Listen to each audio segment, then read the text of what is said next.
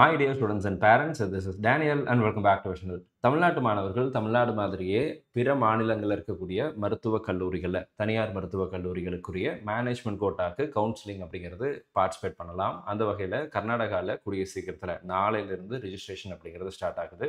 CENTAC பாண்டிச்சேரியில இருக்கக்கூடிய 3 private காலேஜஸ்னுடைய medical counselling registration அப்படிங்கிறது ரீசென்ட்டா ஆரம்பிச்சிருக்காங்க. ஸோ இந்த வீடியோல சென்டாக் கவுன்சிலிங் எப்படி ரிஜிஸ்டர் பண்றது? தமிழக மாணவர்கள் பார்ட்டிசிபேட் பண்ணும்போது எந்தெந்த விஷயங்கள ஞாபகம் வச்சுக்கணும்? அண்ட் இதுல சில டெக்னிக்கல் இஷ்யூஸும் சில மாணவர்கள் ஃபேஸ் பண்ணாங்க. என்னென்ன விஷயங்கள் ஃபேஸ் பண்ணாங்க அப்படிங்கிறது எல்லாத்தையும் தெளிவா இந்த வீடியோல நான் உங்களுக்கு எக்ஸ்பிளைன் பண்றேன். ஸோ தட் இந்த வீடியோ அப்படிங்கிறது உங்களுக்கு ஒரு கிளாரிஃபிகேஷன் குடுக்கக்கூடிய வீடியோவா இருக்கும். இதுவரைக்கும் நீங்க நம்ம சேனல சப்ஸ்கிரைப் பண்ணாம இருக்கீங்க அப்படின்னா, மறக்காம சேனல சப்ஸ்கிரைப் பண்ணி வச்சுக்கோங்க. அண்ட் கூடவே நோட்டிஃபிகேஷன் ஐகானையும் ஆன் பண்ணி வச்சுக்கோங்க. மறக்காம இந்த வீடியோவ லைக் பண்ணிடுங்க. ஸோ இப்போ நம்ம வெப்சைட்ட தமிழ்நாடு மாதிரியே பாண்டிச்சேரியில மெடிக்கல் கவுன்சிலிங் நடத்தக்கூடிய அமைப்பு தான் சென்டாக் அப்படின்னு சொல்றோம். இந்த சென்டாக் புதுச்சேரி .in இந்த வெப்சைட்டினுடைய லிங்க் கூட டிஸ்கிரிப்ஷன்ல குடுத்துருக்கிறேன். நீங்க கூகுள்ல போட்டீங்கனாலே வந்துரும்.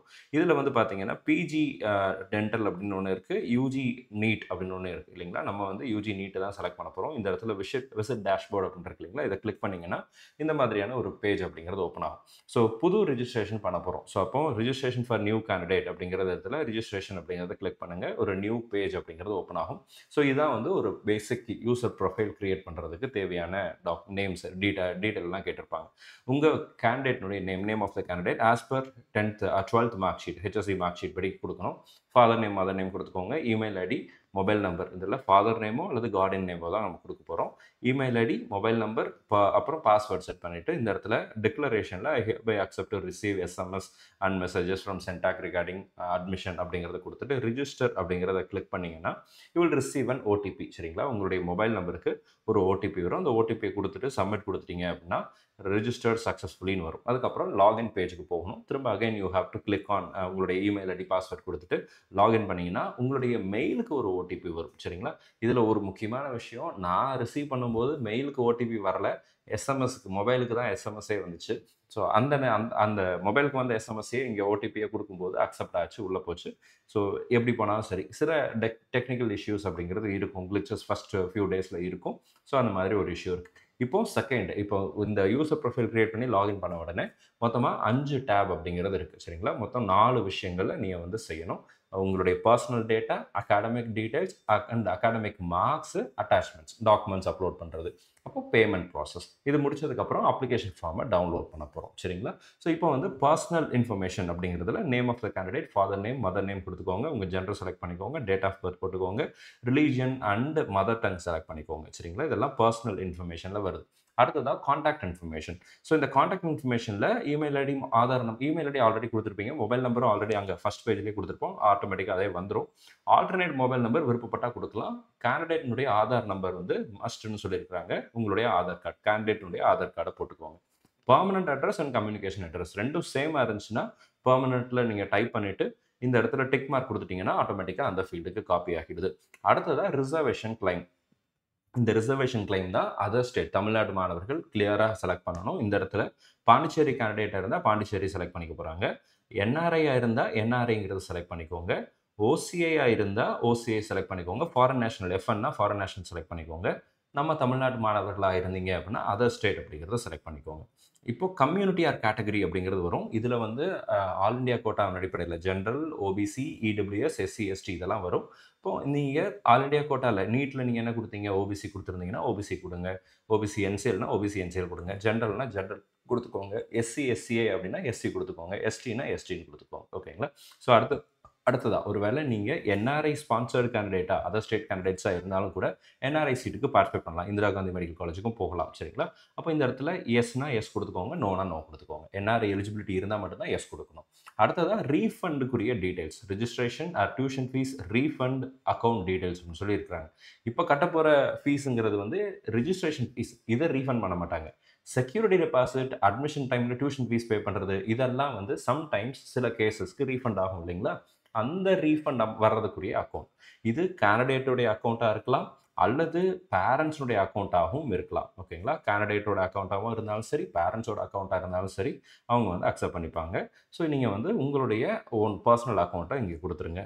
பேங்க் நேம், பெனிஃபிஷியரி நேமு, அதுக்கப்புறம் வந்து பார்த்தீங்கன்னா, பெனிஃபிஷியரியுடைய அக்கவுண்ட் நம்பர், ஐஎஃப்எஸ்சி கோடெல்லாம் குடுத்துட்டு, அப்ளிகேஷன் ஃபீஸ் அப்படிங்கிற இடத்துல எவ்வளோ ஃபீஸ்ன்னு பார்த்தீங்கன்னா, நம்ம அதர் ஸ்டேட் கேண்டிடேட்ஸ்க்கு ₹2000 சரிங்களா? ₹2000. அதர் ஸ்டேட்னா eligible for management quota only அப்படிங்கிறதையும் போட்டிருக்கிறாங்க. ஃபார் என்ஆர்ஐ ஸ்பான்சர்ட்லாம் போட்டிங்கன்னா ₹5000 வருது. அண்ட் பாண்டிச்சேரி கேண்டிடேட்ஸ்க்கு 500 and 1000 based on the categories வரும். இப்போ சேவ் அண்ட் கன்டின்யூ குடுத்துருங்க. நெக்ஸ்ட் ஸ்டேஜுக்கு போயிடுறோம். அடுத்த ஸ்டேஜ் வந்து அகாடமிக் மார்க்ஸ் ஓகேங்களா? இப்போ அகாடமிக்ல அப்ளைடு கோட்டாங்கிறது மேனேஜ்மென்ட் கோட்டா நம்ம குடுத்துட்டோம்.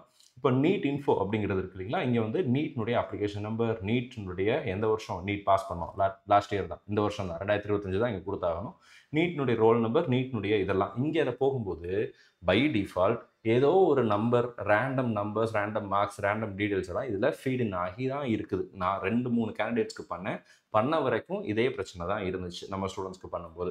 ஸோ ஆனா அத எல்லாமே எடிட் பண்ணிக்க முடியுது. நீங்க டைப் பண்ணிக்கலாம். உங்களுடைய கரெக்ட்டான ரோல் நம்பர், உங்களுடைய application number, NEET register number இதெல்லாம் கரெக்ட்டா போட்டுருங்க. நீட்னுடைய ஸ்கோர கரெக்ட்டா போட்டுருங்க. அண்ட் உங்களுடைய ஆல் இண்டியா ரேங்கையும் கரெக்ட்டா போட்டுருங்க. சரிங்களா? இப்போ HSC 10th 12னுடைய எந்த போர்ட்ல படிச்சீங்க, எந்த ஸ்ட்ரீம் அப்படிங்கிறதெல்லாம் செலக்ட் பண்ணிக்கோங்க. நம்பர் ஆஃப் அட்டெம்ப்ட்ஸ் 1 ரிசல்ட்ங்கிறது பாஸ் தான். ஸோ அடுத்து அகாடமிக் இன்ஃபோங்கிறதுல HSC ஓப்பன் ஸ்கூல்ல படிச்சீங்களா? HSC ரிட்டன் பிரைவேட் கேண்டிடேட்டா எழுதுனீங்களா? இந்த மாரி நெறைய விஷயங்கள் இருக்கு. அதுக்கெல்லாம் எஸ் ஆர் நோ அப்படிங்கிறத செலக்ட் பண்ணிக்கோங்க. 12ல இருந்து 8th வரைக்கும் நீங்க படித்த ஸ்கூலினுடைய டீட்டெயில்ஸ கேட்டிருக்காங்க. சரிங்களா? அதையும் நீங்க இங்க என்டர் பண்ணிக்கோங்க. அடுத்ததா நம்ம வந்து அகாடமிக் மார்க்ஸுக்கு போறோம். சரிங்களா? இப்போ வந்து லாங்குவேஜ்னுடைய மார்க்ஸ். இங்க 2 லாங்குவேஜ் இருக்கும். Language 1 and language 2. நம்ம வந்து ஒருவேளை நீங்க படித்தது ஒரே ஒரு லாங்குவேஜ் தான் அப்படின்னா, ஃபர்ஸ்ட் லாங்குவேஜ் வந்து இங்கிலீஷ்னா இங்கிலீஷ்னு போட்டுட்டு, அதனுடைய mark maximum mark and scored போட்டுருங்க. இன்கேஸ் செகண்ட் லாங்குவேஜ் நீங்க எதையும் படிக்கலன்னா, நீங்க வந்து 0ன்னு போட்டுறலாம். அத வந்து கீழ அவங்களே ஹைலைட் பண்ணியிருக்கிறாங்க. Candidate with 1 language in qualifying examination may select no language and enter maximum mark as 0 சரிங்களா? ஸோ இத வந்து நம்ம போட்டுக்கலாம். அடுத்ததா physics, chemistry, biology and physical education or mathematics அதெல்லாம் அங்க வருது. அத நீங்க செலக்ட் பண்ணிட்டு போட்டுக்கலாம். ஒருவேளை இந்த 3 தான் இருக்கு அப்படின்னா, 4த் இதுக்கு நீங்க 0ன்னு கூட போட்டுக்கலாம். 4த் சப்ஜெக்ட்க்கு 0ன்னு கூட போட்டுக்கலாம். சரிங்களா? அடுத்து டோட்டல் மார்க்ஸ் எவ்வளோ? 600க்கு எவ்வளோ மார்க்ஸ்? அத நீங்க போட்டுருங்க.